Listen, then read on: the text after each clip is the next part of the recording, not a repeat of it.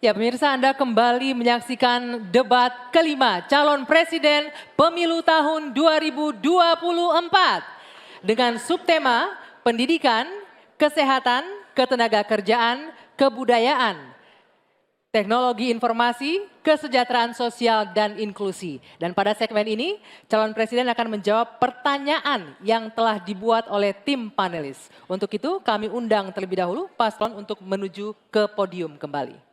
Silakan Bapak-Bapak.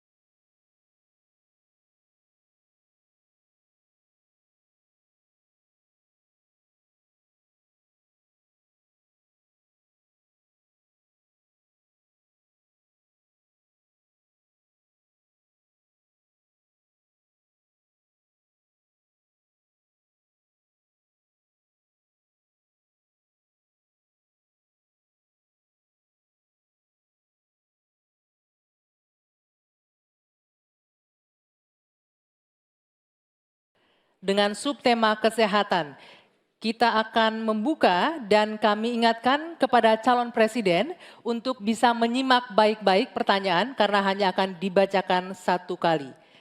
Baik. Pertanyaan untuk calon presiden nomor urut 3, Bapak Ganjar Pranowo. World Population Prospect tahun 2022 menunjukkan angka harapan hidup manusia Indonesia berada di urutan 10 dari 11 negara ASEAN. Salah satu penyebabnya, kebijakan program dan anggaran kesehatan lebih berorientasi pada aspek kuratif daripada promotif dan preventif.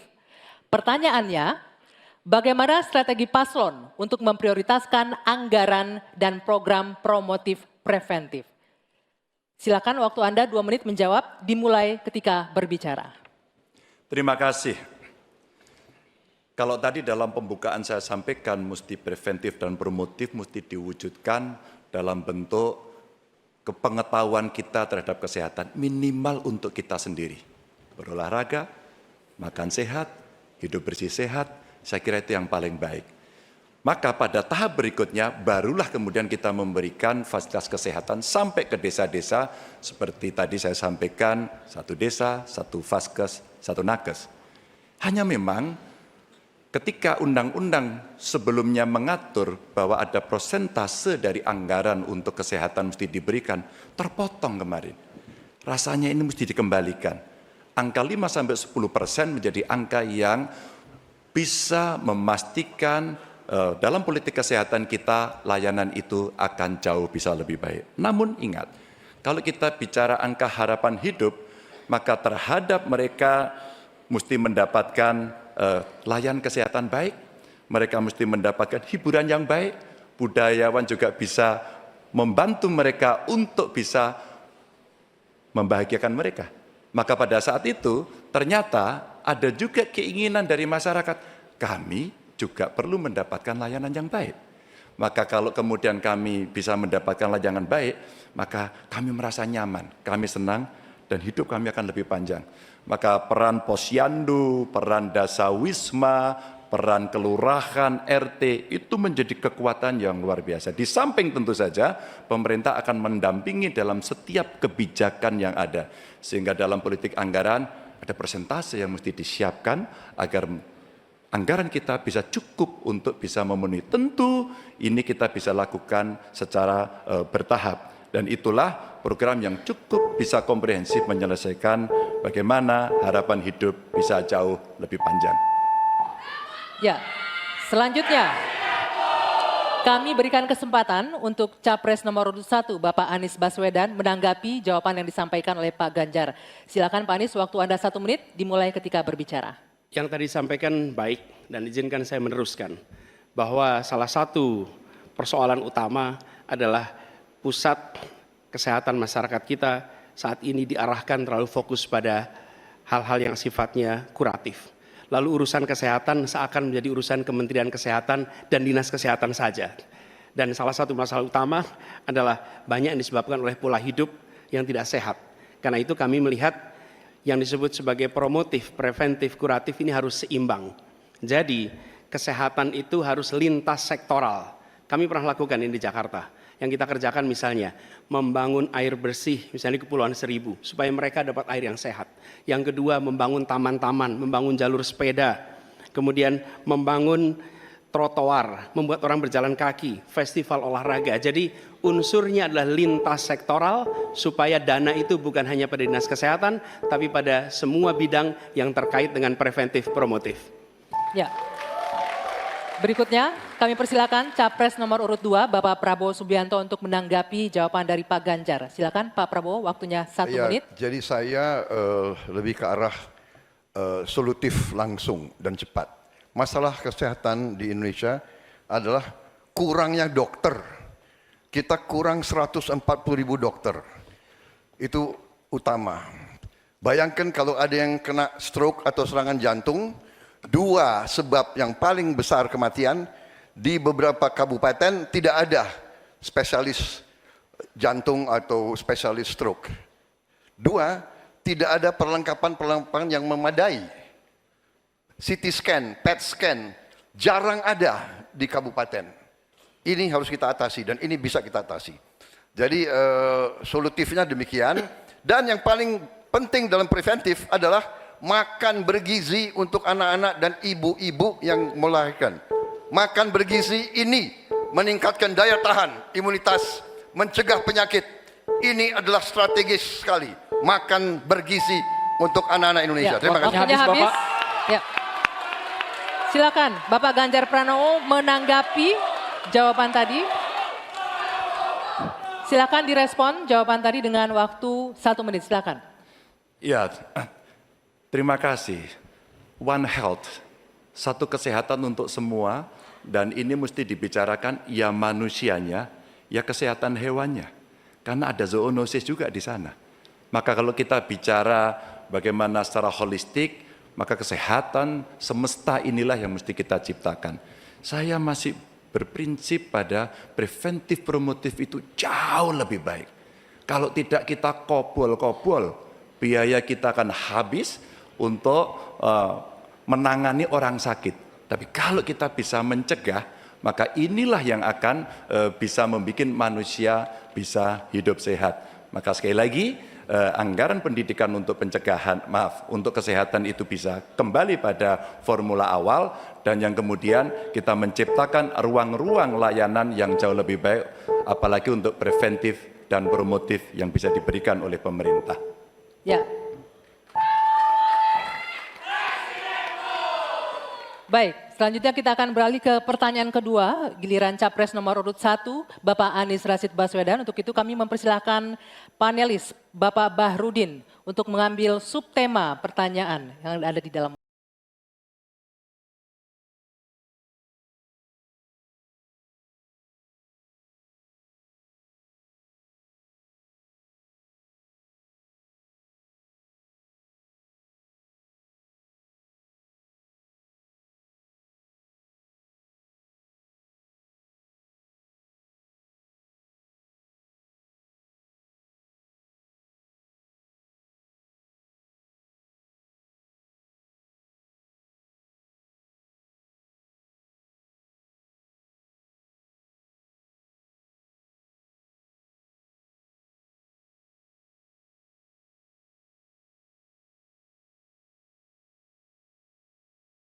buka bersama. Sekali kami ingatkan kepada calon presiden untuk mendengarkan secara seksama karena kami hanya akan membacakan pertanyaan selama 1 kali. Pertanyaan untuk calon presiden nomor urut 1 Bapak Anies Rashid Baswedan. Kedaulatan teknologi informasi Indonesia terancam. Impor ponsel tahun 2023 mencapai 30 triliun rupiah. Padahal untuk membangun pabrik ponsel hanya membutuhkan investasi sekitar 0,5 triliun rupiah. Pertanyaannya Bapak, apa langkah strategis Paslon membangun kedaulatan manufaktur telekomunikasi dan teknologi informasi di Indonesia? Waktu Bapak 2 menit dimulai saat Bapak berbicara.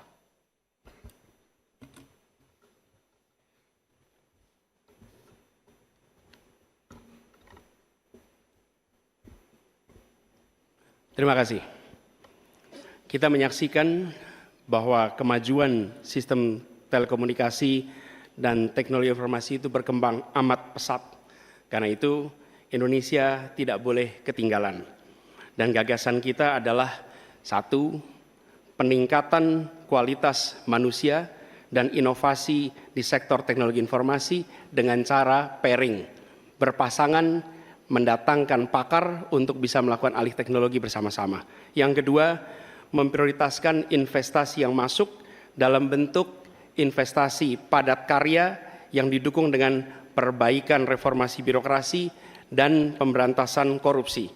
Ini akan memberikan lowongan kerja untuk masyarakat lokal. Dan ada 3 aspek fundamental, yaitu akses, kecepatan, keamanan. Yang ini menjadi prioritas.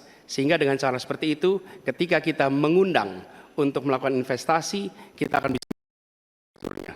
Hal yang tidak kalah penting terkait dengan pembangunan ini adalah perlindungan atas hak intelektual yang nanti akan terkait dengan industri manufaktur yang terkait di sini.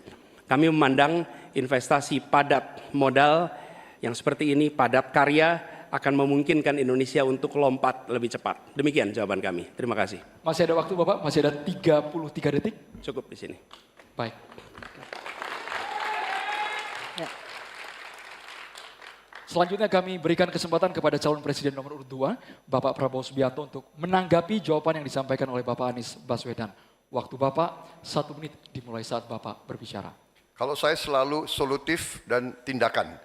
Kalau memang hanya 0,5 triliun, perlu kehendak politik, ya bangun itu pabrik segera. Jadi itu pertama. Kedua, masalah teknologi selalu berurusan dengan sumber daya manusia. Kita harus sekarang mendidik anak-anak kita lebih banyak di bidang science, teknologi, engineering, mathematics. Ini sangat mutlak. Baru kita bisa bersaing. Kalau kita tidak punya awaknya bagaimana? Jadi program kami memberi beasiswa, tadi saya sudah katakan 10.000 kedokteran, 10.000 di bidang science, teknologi, engineering, dan mathematics. Kita ambil yang terpintar dari Indonesia, kita kirim ke luar negeri, kita bangun fakultas-fakultas STEM yang lebih banyak lagi di Indonesia. Baru kita rebut teknologi, saudara-saudara. Dan yang penting kehendak politik, ya bangun pabrik itu. Saya kira itu saja, selesai. Mohon tenang hadirin sekalian. Harap tenang terlebih dahulu. Tolong tenang. Selanjutnya calon presiden nomor urut 3, Bapak Ganjar Pranowo untuk menanggapi atas jawaban yang disampaikan oleh Bapak Anies Rashid Baswedan. Silakan Bapak Ganjar, waktu Bapak 1 menit dimulai saat Bapak berbicara. Kita punya industri swasta untuk gadget. Pabriknya ada di Semarang. Harganya terjangkau, lebih murah. Kalau itu bisa masuk e-katalog kita, sebenarnya kita bisa membantu dia. Atau yang kedua, kita bisa menugaskan kepada PT lain. Kalau nggak salah dulu pernah akan dibuat ini. 1 komputer, 1 laptop seharga maksimum 1 juta. Sayang, kalau ini tidak kita pastikan tanpa penugasan dari pemerintah, maka tidak pernah selesai. Kalau tidak, pilihannya adalah bergandengan tangan dengan industri yang ada di luar, dengan brand-brand internasional, tapi pabriknya di Indonesia.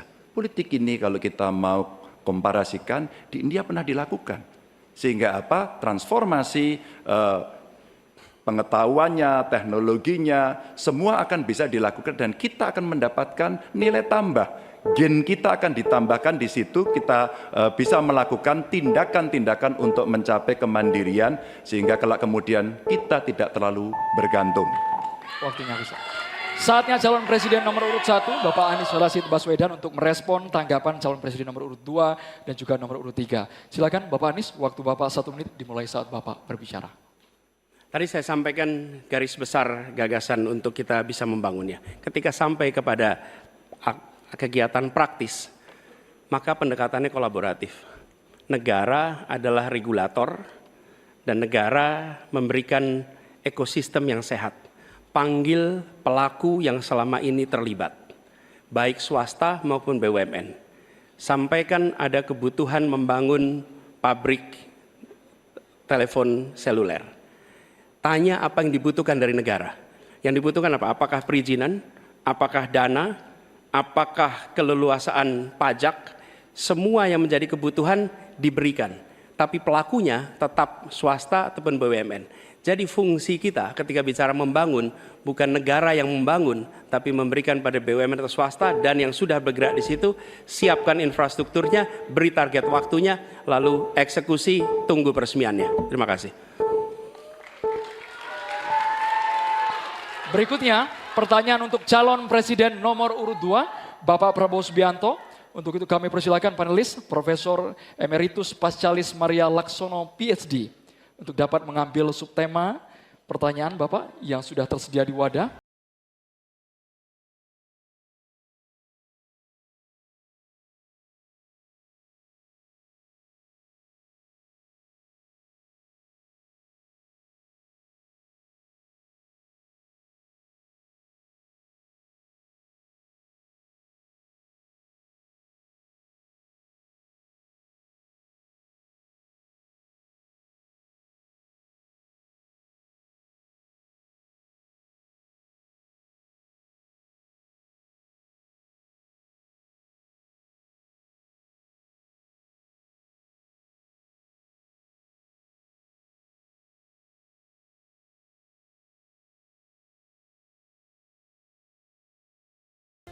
Masih tersegel dan kita akan buka. Pertanyaan hanya akan dibacakan 1 kali. Harap disimak dengan baik. Oke. Budaya akan tumbuh berkembang dalam komunitas responsif, yakni tiap individu memiliki ruang kebebasan berkreasi dan tanggung jawab sosial. Undang-undang Pemajuan Kebudayaan telah terdistorsi oleh birokratisasi dan komersialisasi budaya. Pertanyaannya, apa pandangan dan sikap paslon terhadap komersialisasi budaya dan proses destruktif terhadap tumbuhnya kebudayaan yang responsif? Silakan dijawab Bapak Prabowo, waktunya 2 menit dimulai dari Anda berbicara. Terima kasih. Budaya adalah sangat penting. Budaya adalah karakter bangsa. Tanpa kita membanggakan, menghormati, melestarikan budaya kita sendiri, kita hilang jati diri kita sebagai bangsa. Semua bidang harus kita bantu, kita lindungi. Kami Prabowo Gibran merencanakan ada dana abadi budaya untuk memberi dorongan, dukungan untuk semua aktor-aktor, pelaku-pelaku budaya kita di semua bidang. Ini adalah mutlak bagi kita. Budaya kita sebagai contoh pencaksilat, bela diri, warisan nenek moyang kita. Saya sendiri sudah 37 tahun mengurusi pencaksilat. Belum lagi budaya-budaya lain seperti sendera tari, seperti wayang kulit, wayang orang, wayang golek, dan segala macam musik kita. Ini selalu harus pemerintah. Saya agak berbeda, saya tidak ikut faham-faham neolib bahwa pemerintah bukan hanya regulator, pemerintah di depan, pelopor, intervensi bila perlu, bekerja untuk rakyat, membantu. Dari bidang budaya, pemerintah juga harus di depan, menjaga, melestarikan semua budaya kita di semua bidang. Terima kasih, selesai. Masih ada waktunya? Masih ada waktu Pak Prabowo, cukup? Baik. Cukup. Cukup. Silakan Saya persilakan untuk Capres nomor urut 3, Pak Ganjar Pranowo menanggapi jawaban dari Pak Prabowo. Waktunya 1 menit, dimulai dari Anda berbicara, silakan. Kalau benturannya antara budaya dan birokrasi, maka sikap birokrat. Birokrat itu cukup fasilitasi saja, dan para pelaku seni budayawan dialah yang mengerjakan. Maka budaya akan tumbuh dan pemerintah akan bisa melihat bagaimana proses kreatif itu berjalan. Apakah itu nyanyi, apakah itu filmmakers, apakah itu para pencipta, penulis buku, semuanya. Sehingga terhadap mereka perlu dilindungi. Tapi berikan itu kepada mereka agar mereka bisa mengurus sendiri. Kalaulah mereka kemudian berekspresi, pemerintah nggak perlu takut. Masa takut sama pentasnya Butet?